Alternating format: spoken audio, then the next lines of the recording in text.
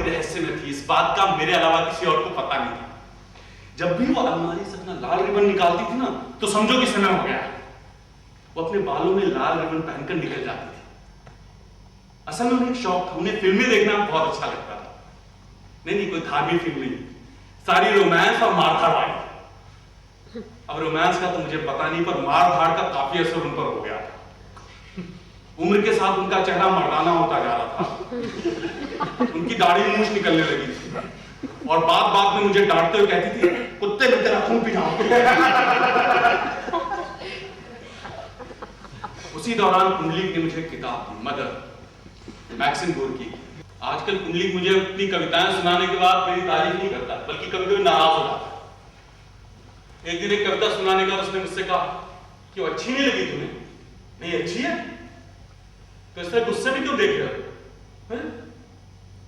उसने कहा था मैं तुझे गंभीर श्रोता बनाना चाहता हूं। और आप तो जानते हैं गंभीर शब्द मुझे कितना पसंद है। अरे भाई, जब आप अपने हथप्रभ भाव पे थोड़ा सा गंभीर भाव लाने की कोशिश करते, चेहरा थोड़ा सा हो जाता है। मैं गंभीर श्रोता बनने की पूरी कोशिश करता हूं।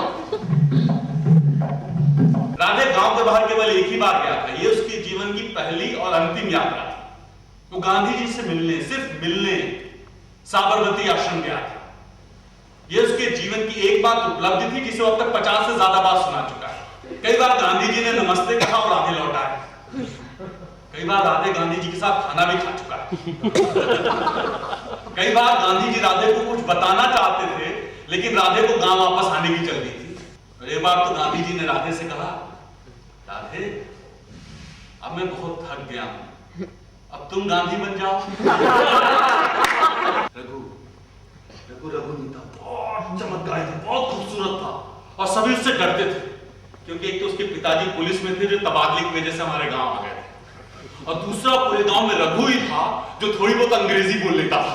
और हाँ, वो भारतीय नहीं किसी विदेशी भगवान को मानता था, जिसकी तस्वीर उसने अपने घर में चारों तरफ लगा के रखी थी। बार बार कहता था, इज गॉड, गॉड है वो, गॉड। जय जय जय हनुमान को साइन कृपा करो तो देखना है।